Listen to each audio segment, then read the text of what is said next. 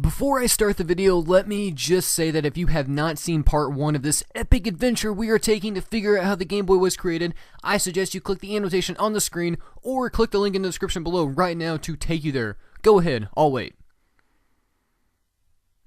Are you done? Alright, let's get on with this.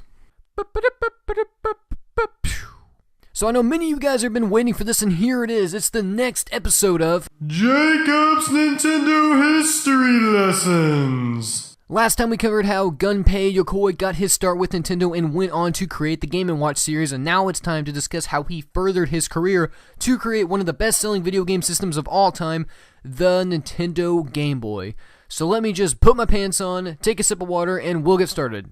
Oh wait, I wasn't supposed to say that. Okay, so shortly after his much-earned success at Nintendo, Yokoi became the lead of Nintendo's #1 research and development team in 1984. The Famicom had been doing really well in Japan, so Nintendo decided to bring the system over to North America and fix the video game industry crash from 1 year earlier.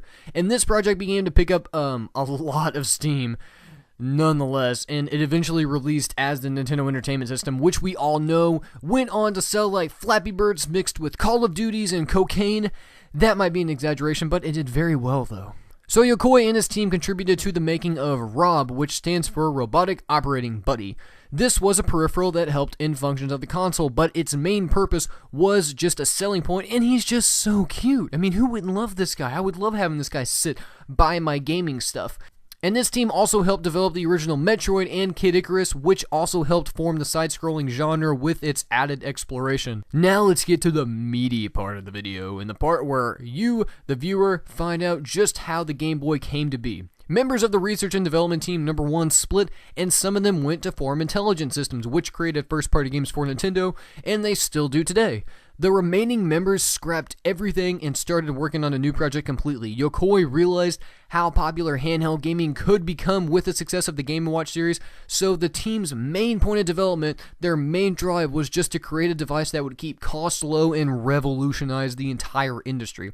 And thus came about the idea of the original Game Boy. This device displayed visuals in a monochromatic fashion, which I still love to this day, and it used the LCD screen to its fullest potential, and Gunpei Yokoi insisted on keeping the costs down and making sure the Game Boy didn't completely eat batteries like how Donkey Kong shoves those bananas in his mouth. To the general public, the monochromatic screen wasn't a problem, as the thought of carrying around just one device that played multiple games was something that was new, it was fresh, and it was a complete game changer. Yes, I just made that pun. Live with it. So in 1989, the Game Boy released and it sold out worldwide. In Japan and North America, the device was a massive success, and over the years, it sold over 118 million units, and that's a number that a video game system never even heard of at that time. And the inclusion of Tetris can also be credited to the Game Boy's instant success. Over the years, we saw different iterations of the hardware. These included like the Game Boy Pocket, the Game Boy Light, and the Game Boy Color before we moved on to the Game Boy Advance.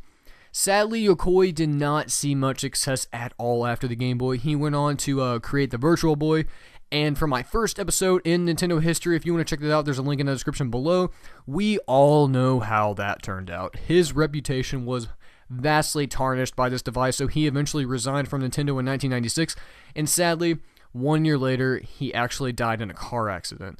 It was really tragic at that time, as he had a minor accident with a stranger. Then he got out to look at the damage that happened to his car, and he was actually hit by another car, and later on he died in the hospital. That's a really tragic story for a man that completely revolutionized the industry. And while it was the end of an era for Yokoi, he single-handedly helped change the gaming world with his inventions, and the industry was all the better for it. I would really like to take this time to just personally thank him for the wildly popular inventions that he made, and he gave me an awesome childhood. I really have to thank you, Gunpei Yokoi. I can't begin to say that enough. So thank you all for watching, and leave your comments below and let me know what you thought of the video. Drop all that stuff. I'm really interested to hear what you guys have to say. What is your favorite Game Boy game? What is your favorite Game Boy iteration? Do you like the Game Boy Pocket? Are you a Game Boy Advance SP man or girl? Do you like the Game Boy Micro? Anything at all, just drop it below. I just want to hear what you guys have to say. And as always, I'll see you guys next time.